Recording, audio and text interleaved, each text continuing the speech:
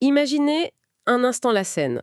Un homme prépare son repas et, suivant un conseil glané en ligne, il assaisonne son plat avec du bromure de sodium. Ce qui est un produit chimique très toxique au passage. Absolument. Un truc retiré du marché depuis des décennies. Et il l'a ingéré tout simplement parce qu'une machine lui a assuré, avec beaucoup d'aplomb, que c'était une excellente alternative au sel de table. C'est glaçant quand on y pense. Ouais. Et ailleurs, dans un tribunal de l'État de Géorgie, un juge rend une décision de justice complètement officielle en s'appuyant sur des lois et des précédents qui n'ont en réalité jamais existé. Tout droit sorti d'un algorithme. Exactement. Et pendant ce temps, un géant mondial de la tech, bon, on va le nommer, c'est Google, voit 100 milliards de dollars de sa valeur boursière s'évaporer en l'espace d'une seule journée. Une chute vertigineuse. Programme lors d'une démo publique. Ce sont des faits bruts, réels et très bien documentés. Et ils partagent tous un point commun assez vertigineux en fait. C'est pour ça qu'on est là aujourd'hui. Voilà. Ce point commun, il illustre une bascule fondamentale. On est passé d'une époque où l'informatique traitait des données exactes à une époque où elle génère simplement de la vraisemblance. Ça redéfinit complètement notre rapport à la vérité à l'ère numérique. Et c'est exactement le sujet de notre décryptage aujourd'hui. On plonge au cœur d'une enquête exclusive et assez explosive qui a été publiée par le média Block News le 8 mars 2026. Le thème central, c'est le mensonge industriel des intelligences artificielles. C'est un sujet massif. Massif, oui. Et pour que cette analyse soit vraiment percutante, on l'a pensé comme un format audio ultra dynamique, vraiment calibré pour Spotify, pour offrir un rythme fluide et retenir l'attention de bout en bout. On a croisé l'enquête de Block News avec plusieurs autres sources incontournables. Ouais, on a notamment épluché le rapport d'août 2025 de l'organisation NewsGuard. Très important ce rapport. Tout à fait. On a aussi un papier de recherche interne d'OpenAI qui est très révélateur. Il s'intitule Why Language Models Hallucinate. Et enfin, on va s'appuyer sur la base de données mondiale compilée par le chercheur français Damien Charlotin. Une base de données fascinante d'ailleurs. Ce corpus est vraiment riche parce qu'il permet de relier des incidents qui, à première vue, ont l'air isolés, pour révéler la mécanique d'un phénomène beaucoup plus systémique. L'idée ici n'est pas de diaboliser la technologie, bien sûr, mais d'en disséquer le fonctionnement intime. Donc la mission de cette plongée documentaire, c'est de comprendre comment et surtout pourquoi ces IA inventent le monde avec une confiance absolue et de voir quelles sont les conséquences réelles pour notre société. Bon, décortiquons tout ça. Je suis prêt. Super. Pour commencer, le vocabulaire a une importance cruciale ici. On entend tout le temps le mot hallucination pour décrire ces erreurs générées par les machines. Ça a un côté presque poétique, un peu science-fiction. Mais l'enquête de Block News souligne que ce terme est techniquement inadapté. Ouais, le terme hallucination est beaucoup trop anthropomorphique. Ça induit en erreur. D'un point de vue clinique, pour un humain, une hallucination, c'est percevoir un truc qui n'existe pas dans l'environnement physique. On voit une image, on entend une voix, Les sens sont altérés, quoi. c'est ça. Le patient subit une altération. Pour une IA, le vocabulaire neurologique qui s'impose aujourd'hui dans la recherche, c'est la confabulation. La confabulation, c'est un mot qu'on entend plutôt dans les services de psychiatrie ou de neurologie. Comment on l'applique à un algorithme IA? Chez un humain, la confabulation survient souvent après une lésion cérébrale. Le cerveau est face à un trou de mémoire et il va littéralement fabriquer un faux souvenir pour combler le vide, pour garder une cohérence narrative. Il bouche les trous. Exactement. Et la nuance cruciale, c'est que la personne qui confabule n'a aucune intention de mentir. Zéro. Elle présente ses faux souvenirs avec une conviction totale, persuadée de dire la vérité. Et c'est exactement la posture d'un grand modèle de langage, un LLM. Voilà, il n'y a pas de mensonge au sens moral, parce qu'il n'y a aucune intention. Par contre, il y a une production de fausseté, balancée avec un aplomb absolu, juste pour combler un vide statistique. Alors, regardons un peu sous le capot de ces fameux LLM. On a souvent cette image d'un super cerveau qui réfléchit ou d'une encyclopédie magique qui cherche la bonne page avant de répondre. Mais l'architecture décrite dans nos sources, c'est pas du tout ça. Comment ça se passe techniquement une confabulation? Il faut vraiment abandonner cette idée d'une machine qui pense ou qui cherche. Un modèle de langage, ça calcule. Uniquement. Tout repose sur des probabilités. C'est des maths. Des maths pures. À partir des mots de la question posée, l'algorithme calcule mathématiquement quel sera le prochain token, donc la prochaine syllabe ou le prochain mot, qui a le plus de chances d'apparaître juste après. Ok. Et pour faire ça, il s'appuie sur les milliards de mots qu'il a ingérés pendant son entraînement. En gros, la machine cherche ce qui est statistiquement le plus plausible. Donc c'est un peu comme la saisie automatique sur nos téléphones, le truc qui devine la fin du SMS, mais à une échelle complètement titanesque. C'est la meilleure analogie. Mais le souci, si je comprends bien, c'est que la machine cherche la suite logique des mots sans jamais se demander si cette suite logique correspond à la vraie réalité physique ou historique. Elle n'a pas de dictionnaire interne pour vérifier les faits. C'est le cœur du problème. Le texte le plus probable statistiquement parlant n'est pas toujours le texte factuellement vrai. Et le papier de recherche d'OpenAI de septembre 2025 éclaire vraiment ce point. Ce document, c'est un aveu industriel énorme. Un aveu majeur, oui. Les créateurs de ChatGPT y admettent carrément que ces confabulations, c'est pas juste des petits bugs temporaires qu'une simple mise à jour va régler la semaine prochaine. Les sources insistent lourdement là-dessus. C'est pas un défaut de jeunesse. Non, c'est mathématiquement inévitable. C'est inhérent à l'architecture même du système probabiliste. C'est dans l'ADN du truc. Exactement. Pendant l'entraînement, pour optimiser ses calculs et pas être trop lourd, l'algorithme prend des raccourcis. Là où il n'a pas de schéma statistique assez dense, genre sur des dates très précises ou des citations exactes, il va naturellement boucher les trous avec les données les plus proches. D'ailleurs, l'enquête de Block News classe ces phénomènes en 3 grandes catégories, pour qu'on y voit plus clair. Il y a d'abord les hallucinations factuelles. Ça, c'est le classique. La machine invente une date, un événement, un livre qui n'existe pas. Le fameux faux fait. Voilà. Ensuite, il y a les hallucinations de fidélité. Là, la machine ne piche pas l'intention de la question. Elle fait une réponse grammaticalement sublime, super bien structurée, mais complètement hors sujet, ou qui contredit la question de base. Et la troisième, qui est de loin la plus vicieuse et difficile à repérer, c'est l'empoisonnement de données. Ah oui, ça c'est terrible. Ça arrive quand une fausse info a été répétée massivement sur le web. Le modèle l'absorbe, et comme cette fausseté apparaît très souvent, sa probabilité statistique devient énorme. Donc l'algorithme va la recracher comme une vérité absolue. La linguistique devient une arme de désinformation. Bon, maintenant que la mécanique de l'illusion est claire, on va plonger dans les données brutes du rapport NewsGuard d'août 2025. Le rapport AI False Claims Monitor. Franchement, les chiffres donnent le vertige. Ils sont très parlants. Ils ont testé les 10 modèles les plus utilisés au monde.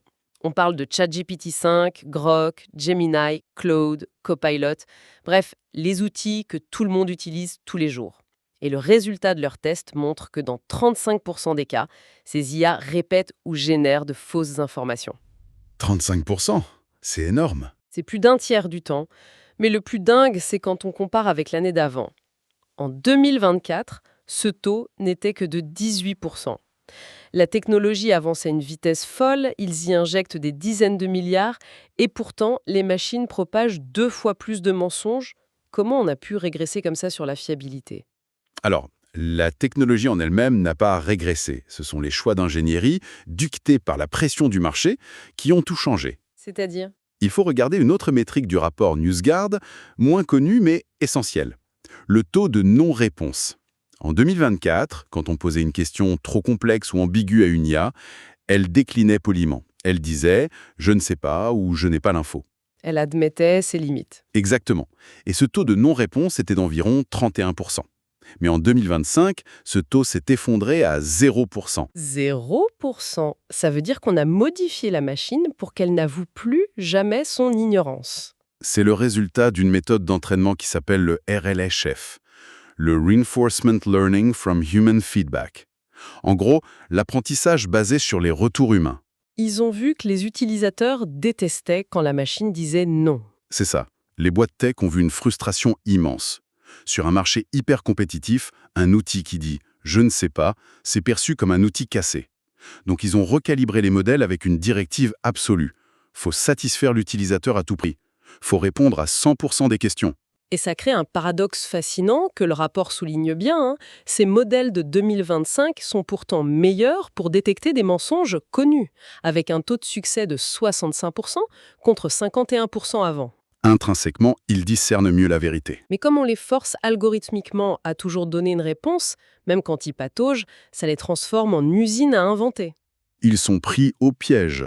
D'un côté, ils connaissent mieux les faits bien établis, de l'autre, on les oblige à combler le moindre vide. Du coup, la machine invente, et avec un aplomb d'autant plus fort que sa syntaxe est devenue parfaite. L'utilisateur lit un truc super bien écrit, super argumenté, et logiquement, il baisse la garde. Et c'est là que ça devient dangereux, quand cet aplomb artificiel percute la vraie vie.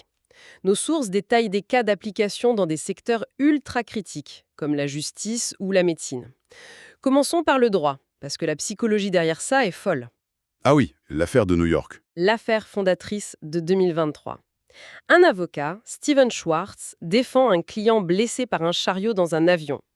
Pour bétonner son dossier, il donne au juge, Kevin Castell, un mémoire avec 6 arrêts de jurisprudence hyper détaillés. Sauf que les avocats d'en face ne trouvent absolument aucune trace de ces décisions dans les archives. Impossible de les trouver puisqu'elles ont été inventées de A à Z par ChatGPT. 6 affaires bidons. Et c'est pas resté une anecdote isolée. L'enquête parle aussi de l'Alabama en 2025, où un grand cabinet, Butler Snow, s'est mis à citer des jurisprudences fabriquées dans un gros dossier sur les prisons. Et le pire, c'est que ça atteint même les juges. En Géorgie, l'affaire Shahid contre Ezam, le juge lui-même fonde sa décision officielle sur des précédents fictifs. On a découvert que 15 jurisprudences sur 15 dans son dossier étaient des confabulations pures. 11 sur 15, c'est l'ampleur de ce chaos qui a poussé Damien Charlotin à créer sa base de données pour traquer ces désastres judiciaires. Et le travail de Charlotin met le doigt sur un biais cognitif majeur, ce qu'on appelle la validation en circuit fermé. Expliquez-nous ça. Prenons l'avocat de New York. Il n'a pas juste copié-collé bêtement. Il a eu un doute. Donc il est retourné sur son IA et il a demandé « Est-ce que l'affaire que tu viens de me citer est bien réelle ?» Il a demandé au menteur de vérifier son propre mensonge. C'est fou, hein? Et la machine, qui cherche juste la suite statistique logique dans la conversation, a répondu « Oui, bien sûr ». Elle a même généré de faux numéros de registre pour faire genre que tout était sur la base LexisNexis. L'avocat pensait faire son boulot de vérification, mais il a fait confiance à l'outil qui venait de l'enfumer. C'est la preuve dramatique que même les pros ne comprennent pas la nature probabiliste de ces outils. Bon, dans les tribunaux, ça finit en sanctions disciplinaires. Mais quand on passe à la médecine, le ton change complètement. Ça devient une question de vie ou de mort. On repense à cet homme dont on parlait au tout début. Celui du bromure de sodium. Ouais, il demandait à la machine une alternative diététique au sel. Le modèle analyse le mot sodium, fait ses petits calculs probabilistes, et le token bromure ressort comme une suite linguistique plausible. La confusion totale entre ce qui est grammatiquement logique et ce qui est scientifiquement exact. C'est le paroxysme du danger. Une étude médicale de février 2025 l'a d'ailleurs prouvé. Ils ont testé les IA sur la médecine et les modèles inventaient sans cesse des dosages, des traitements incompatibles ou oubliaient des interactions chimiques fatales. Et le scandale Medjamini en août 2025 illustre parfaitement ça. L'IA médicale de Google. Voilà, on l'a utilisé pour analyser l'imagerie cérébrale d'un patient. Le rapport de l'IA disait qu'il y avait des ganglions dans le cerveau. Branle-les bas de combat, examen en urgence, face à l'angoisse. Et au final, aucun ganglion. L'IA n'a rien vu du tout. Elle a juste fait les stats. Elle a converti les pixels en données, puis a écrit un texte où le mot ganglion avait une forte probabilité d'apparaître dans ce contexte médical. C'est terrifiant. Sacha Rubel d'AWS a une citation parfaite là-dessus. Elle dit « Dès qu'il y a une probabilité, il y a un risque d'erreur ». La médecine, c'est l'exactitude absolue. Mettre de l'approximation probabiliste là-dedans, c'est jouer avec le feu. C'est une friction énorme entre la fluidité d'un texte et la vraie rigueur scientifique. Et jusque-là, on a parlé des accidents, des erreurs involontaires liées aux limites de la techno. Mais NewsGuard nous emmène aussi sur le terrain géopolitique, là où la confabulation devient une arme redoutable. Ouais, on change d'échelle.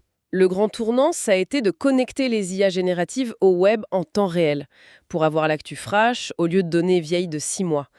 Sauf qu'en ouvrant cette porte sur le web ouvert, ils ont exposé les IA à une pollution massive. C'est l'empoisonnement de données dont on parlait tout à l'heure. Des réseaux d'influence très organisés ont exploité cette faille. L'enquête cite des réseaux russes comme Storm 156 ou Pravda. Et leur méthode est diabolique. Ils n'essayent pas de tromper les filtres en anglais ou en français, parce que c'est trop surveillé. Non, ils contournent le problème. Ils inondent le web avec des faux articles rédigés dans des langues avec très peu de ressources technologiques de modération. Du moldave, ou des dialectes géorgiens par exemple. La mécanique mathématique est imparable derrière ça. Dans une petite langue comme le moldave, si un réseau publie vite une centaine d'articles sur un faux événement, ces textes deviennent la quasi-totalité de l'information dispo sur ce sujet dans cette langue. Et le piège se referme quand un utilisateur à Paris ou New York pose une question. L'IA scanne le web, elle aspire cette masse de texte en moldave. Vu qu'il n'y a pas d'autres articles pour contredire ces stats, l'algorithme prend ça pour un fait avéré. Et elle le traduit majestueusement. Elle te fait une traduction parfaite, très fluide. Le mensonge arrive sur ton écran, propre sur lui, validé par le logo de Google, de Microsoft ou d'OpenAI. C'est une machine à blanchir la désinformation et à une échelle industrielle. La confabulation est instrumentalisée ici. Les IA deviennent, malgré elles, de puissants amplificateurs de campagnes d'influence complètement silencieuses. Ce qui amène fatalement la question des conséquences et de la responsabilité légale. Quand la machine déraille comme ça, qui paye les pots cassés? On a parlé de Google et de son outil Bard en 2023. La fameuse histoire du télescope. L'IA avait affirmé dans une pub que le télescope James Webb avait pris les premières images d'une exoplanète. Faux, c'était le télescope VLT européen. Cette simple confabulation a coûté 100 milliards de dollars de valorisation boursière à Alphabet en quelques heures. Le prix d'une erreur quand on pèse des milliards. Mais pour le citoyen lambda, ça se passe comment? C'est là qu'on découvre un vide juridique total. Le cas de Mark Walters est emblématique. Cet animateur radio américain, Oui, il s'est retrouvé accusé très précisément d'avoir détourné de l'argent associatif dans un résumé généré par ChatGPT pour un journaliste. des accusations inventées de toutes pièces. Totalement fausse. Walters a donc attaqué OpenAI pour diffamation, ce qui semble logique. Et là, le droit percute le probabilisme. Exactement. Le tribunal a dit qu'il n'y avait pas de diffamation, parce qu'en droit, la diffamation nécessite de prouver une intention de nuire ou au moins une négligence coupable. Mais la machine, elle n'a pas de conscience. Elle n'a pas d'intention. Elle calcule juste des tokens. Voilà. Et les juges considèrent que les petites phrases d'avertissement en bas de l'écran, du genre « l'IA peut faire des erreurs », suffisent à protéger les entreprises. Mais vu qu'aucun humain n'a consciemment dicté ce texte, la justice dit que personne n'est coupable. C'est le triomphe de l'irresponsabilité algorithmique. L'industrie balance le risque sur les épaules de l'utilisateur final.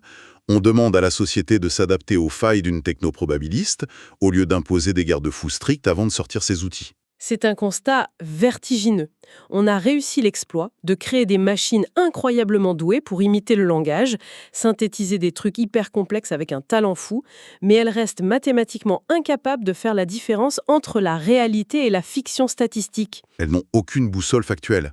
Et on les pousse à simuler l'omniscience, on les laisse se faire manipuler par la désinformation, tout ça protégé par un immense vide juridique. C'est pour ça que l'esprit critique n'est plus une simple option. Quand on intègre ces IA dans sa vie, pour le boulot, les études ou la santé, le doute systématique est obligatoire. L'esprit critique devient un outil de survie informationnelle. Ne jamais faire confiance aveuglément à une belle syntaxe. Jamais. La perfection grammaticale d'une réponse, c'est juste une illusion statistique. Toute info générée doit être considérée avec prudence tant qu'on ne l'a pas vérifiée à la source. Il faut garder ça en tête. D'ailleurs, je voudrais qu'on termine sur une pensée, une perspective déduite de tout ça qui pose une question énorme pour l'avenir. Allez-y. On sait que les IA produisent aujourd'hui des millions de textes, de faux articles, de confabulations qui atterrissent sur le web. Et on sait aussi que la prochaine génération d'algorithmes s'entraîne en aspirant toutes les données de ce même web. La boucle est bouclée. Exactement. Est-ce qu'on ne se dirige pas tout droit vers un mur IA? C'est ce que des chercheurs appellent l'effondrement du modèle, ou model collapse en anglais. C'est le scénario où les futures IA vont s'entraîner sur les mensonges indétectables générés par les IA d'aujourd'hui. Elles vont digérer leurs propres erreurs? C'est le serpent algorithmique qui se mord la queue. Les erreurs vont s'amplifier de façon exponentielle jusqu'à ce qu'il soit impossible de distinguer la donnée humaine originale de la bouillie synthétique automatisée. Un effondrement total où la vérité humaine se dissout dans des probabilités synthétiques, ça fait vraiment réfléchir. C'est le grand défi des prochaines années. Un défi immense. Merci beaucoup d'avoir décortiqué tout ça avec nous. C'est clair que la rigueur et la vérification des sources n'ont jamais été aussi vitales qu'aujourd'hui. Merci à tous d'avoir suivi ce décryptage. On se retrouve très vite pour plonger au cœur des nouvelles réalités qui façonnent notre époque.